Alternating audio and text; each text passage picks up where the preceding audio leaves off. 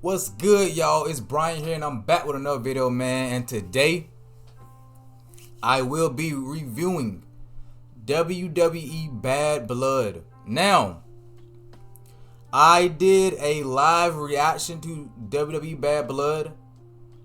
The full reaction is on my channel now. Some of the reaction is muted because of copyright, so yeah. But this show is pretty damn good, and the fact that it was only 5 matches is a great. I like that format by Triple H, man. Only 5 matches. I know he does this with NXT. 5 matches, about 3.5 hours long. Hey, man, get you in and get you right up on out of there. But we started the night off with Hell in a Cell, man. CM Punk taking on Drew McIntyre.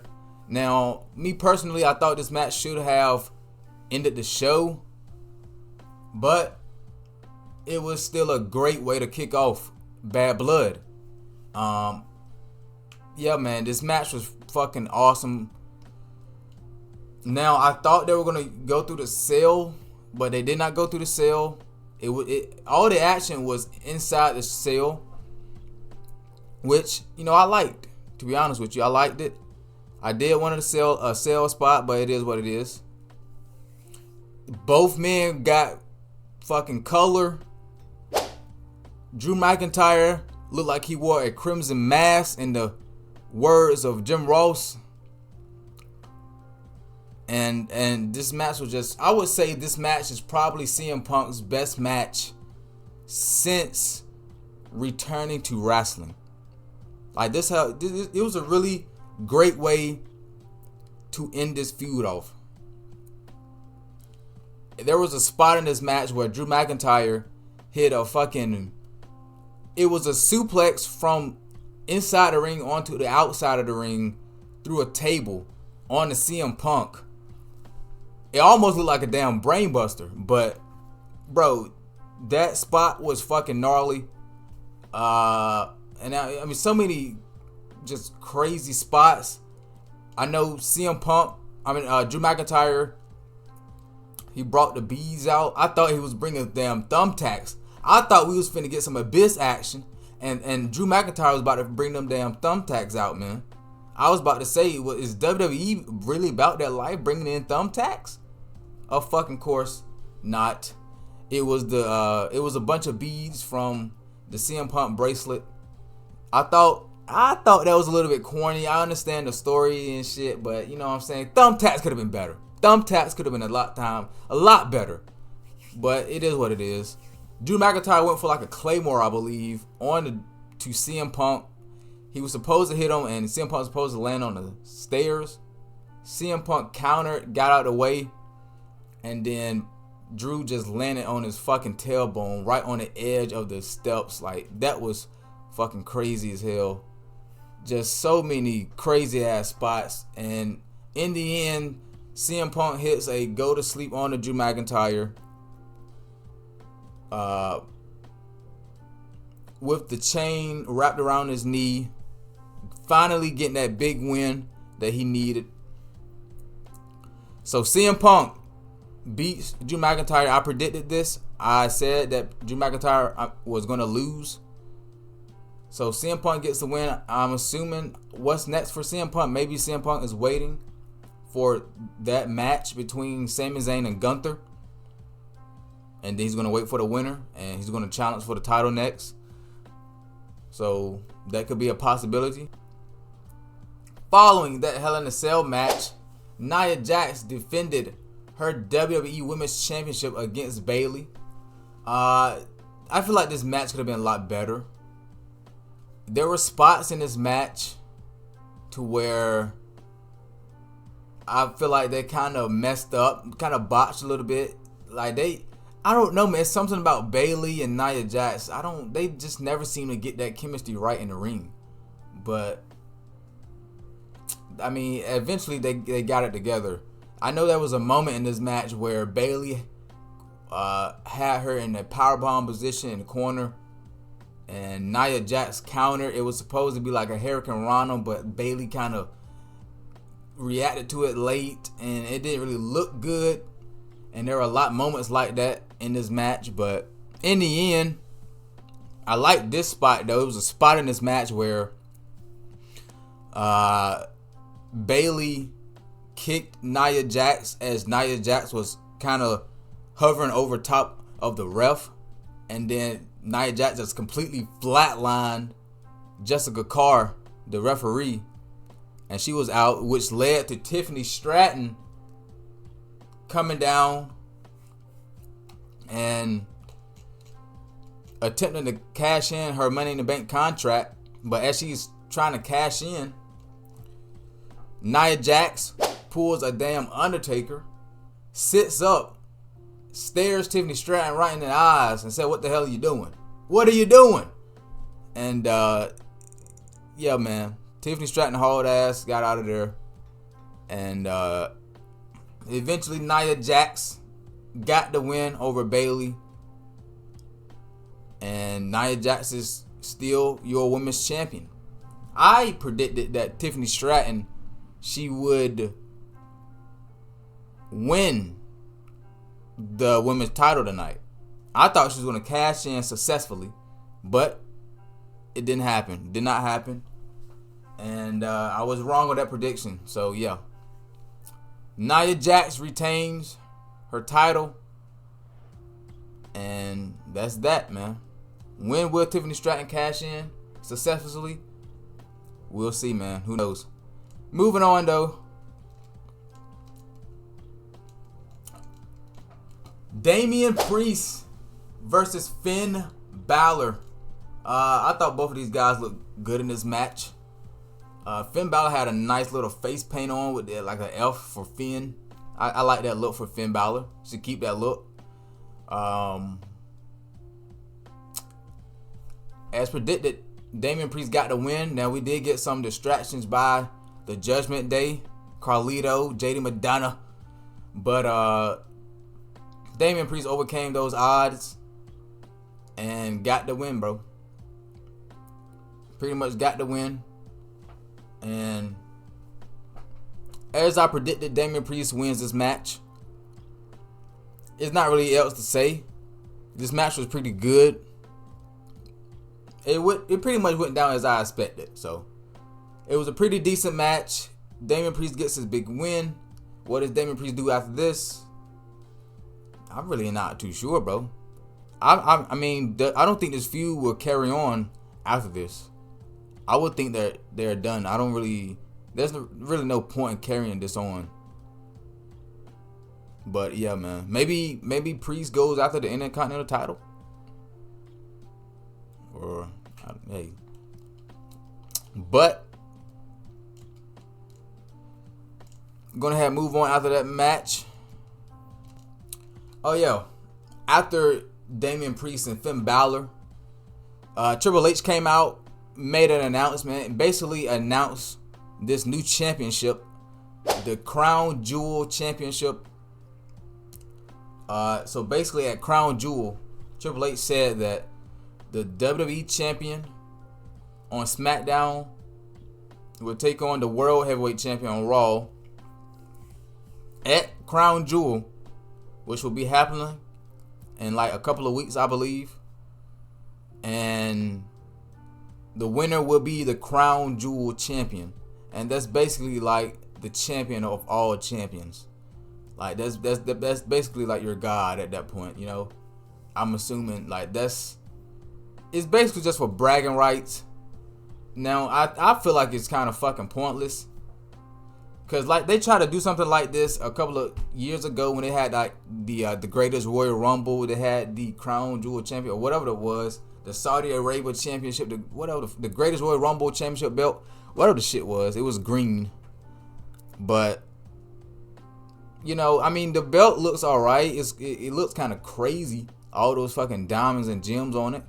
But I mean, I get it. It's called the fucking Crown Jewel Championship, so it's got like an infinite amount of jewels on the belt.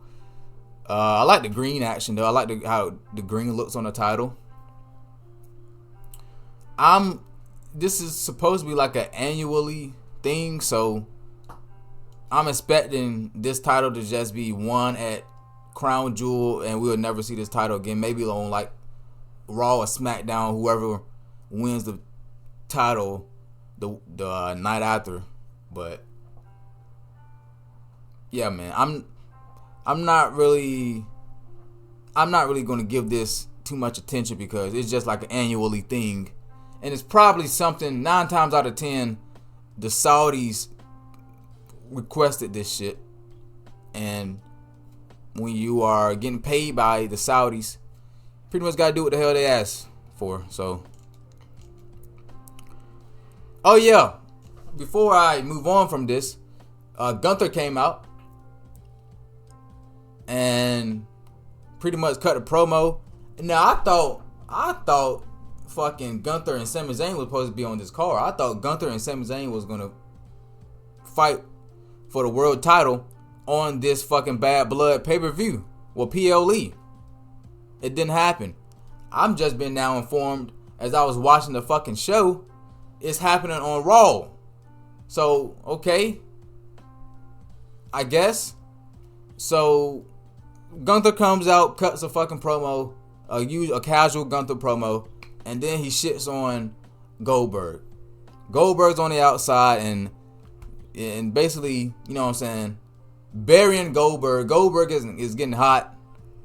Goldberg wants to come in and attack the World Heavyweight Champion Gunther, and which led to Sami Zayn coming out, taking out Gunther, setting up their match for the night on Raw. It was a pretty good segment. Like, I actually enjoyed this segment. Are they setting up a Gunther and Goldberg match in the future? Maybe at Mania? Is that a possibility? Is that a possibility? I don't know, bro. It's like, I could see them doing that at some point, going that route. Gunther versus Goldberg at some point. I could see them possibly doing that. But, hey man, we can go ahead and move on. So next up, we had Rhea Ripley taking on Liv Morgan. Shark cage match as Dominic Mysterio raised about 25 feet in the air. It was a pretty solid match between these two women. I'm going to go ahead and jump right to near the end of the match. It looked like Rhea Ripley had the match won as she hit the Riptide on Liv Morgan on the outside right in front of Dominic. And, you know, Rhea Ripley could have won the match, but her frustrations with Dominic Mysterio got the best of her. Then she went to go get a kendo stick, and Dominic Mysterio failed. This man, I swear I thought it was over for Dominic Mysterio, bro. The way this guy fucking failed, bro, I thought this man was done for. Even the crowd, some people in the crowd thought this man was out. I thought, bro, hey. But he gets caught by the chain around his leg. So he's fucking dangling like a piñata upside down, right? And Rhea Ripley is smacking the ever-living hell out of Dominic Mysterio with this kendo stick like a piñata. Even Michael Cole on commentary said he thought Cannon was going to fall out. But, so, then Rhea Ripley gets attacked from behind. And I'm like, who the hell is this? What's going on? Come to find out, it's Raquel Rodriguez making her big return at Bad Blood. And the match ends in disqualification. And technically, I predicted Rhea Ripley to win. Now, I predicted her to win a championship belt. But technically, she did win. She got attacked. Match ended in disqualification. And, I mean, she did win, but she didn't win the title. So, do you count that as a win on my predictions? I mean, I don't know. But she did not win the championship belt, but she won the match. So, I'm not too sure what's going to happen next, bro. A shout out Raquel Rodriguez making her big return. You know, come to the aid of Liv. But you got to think that maybe she wants a shot at that title as well, man. So yeah, man, I thought Rhea Ripley was gonna win her title back, but apparently this story is gonna carry on. So yeah, main event time, man. Main event time. Cody Rhodes and Roman Reigns, the modern day mega powers, taking on the Bloodline, Solo Sikoa and Jacob Fatu. This match, pretty damn good match. When you got fucking Jacob Fatu, look at this fucking lineup, insane lineup.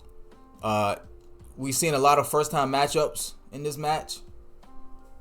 Roman Reigns and Solo Sikoa finally got into it, finally fought each other. Jacob Fatu and Reigns had a face off, got some action in a little bit between those two.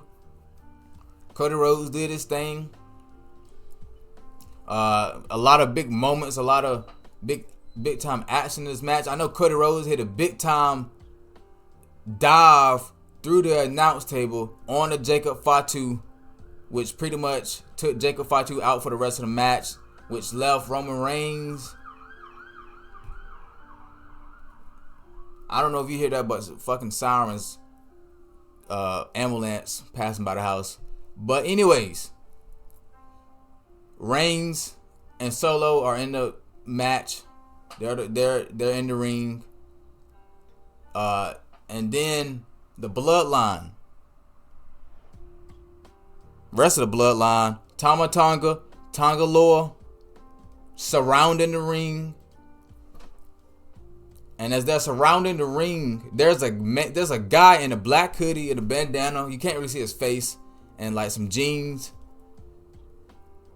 And then Tama Tonga, Tonga Loa, they both turn around and they both get fucking super kicked in the face.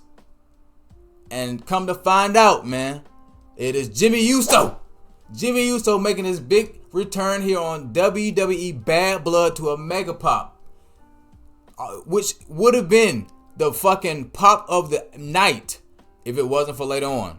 If it wasn't for later on, Jimmy Uso makes his big return, and which allowed Roman Reigns to get the win on Solo Sikoa. Cody Rhodes and Reigns win, and they celebrate in the ring with Jimmy Uso. More fucking sirens. I don't know if y'all hear that or not, but it is what it is. So yeah, as they're celebrating, Reigns and Cody Rhodes face off for the title, right? They're looking at each other, staring at each other. Cody Rhodes raises the belt. As he raises the belt, if you smell what The Rock is cooking, the final boss, Dwayne The Rock Johnson, makes his big return at WWE Bad Blood. The last time we've seen The Rock was, I believe, was SmackDown after Mania. The Rock makes his big return. He doesn't even go to the ring.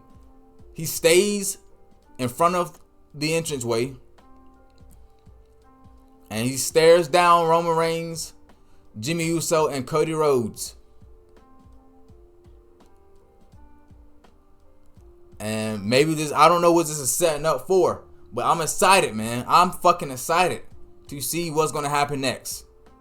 This closed out the show. Rock staring down Rhodes, Reigns, and fucking Jimmy Uso. And you got Fatu, Sikoa, and the new Bloodline in the crowd. You know what I'm saying? So it's a lot of combustible elements. The Rock, this could be setting up a potential triple threat. Imagine a triple threat between The Rock, Reigns, and Cody Rhodes. But you can't forget this. We're getting Survivor Series War Games soon. So I'm predicting we're getting the new Bloodline taking on the old Bloodline. I think it's time. It's time. It's time to do that match. I don't know if does Jimmy comes back to SmackDown to help his family out, to help Roman Reigns, to help Jimmy Uso out, or is Cody Rhodes gonna be by their side? I don't know, but that was not all from last night's show. As after the show, Cody Rhodes and Kevin Owens are having a discussion, having a minor altercation in front of the bus outside, and this is being filmed by fans. But this was still a work. You could tell it was a work, but I fucking love this shit. This was fucking amazing. So they're arguing, and all of a sudden, Kevin Owens, boom, just attacked Cody Rhodes out of fucking nowhere. And I'm assuming this is a heel turn by Kevin Owens. Laid Rhodes out. Slam out. After the show. And I made a video about this. As soon as I seen it on Instagram, I literally ran to my motherfucking room and made a video about this goddamn shit, man. Hey, a lot of things coming out of WWE Bad Blood. I would say that this is probably one of the best pay-per-views so far this year by WWE, man. I really enjoyed this. I really enjoyed this show. If I were to give it an overall rating, I would say 9 out of 10, man. 9 out of 10. Bad Blood. But let me know y'all's thoughts in the comments down below. And I'm not going to forget you. Cold Dog. Shout out Cold Dog. A subscriber on this channel, I believe. He asked for a shout out in the comments. I'm going to give him a shout out. So I'm going to shout you out, man. But make sure y'all like, share, and subscribe if you enjoyed. I'm going to see y'all later, man. Peace.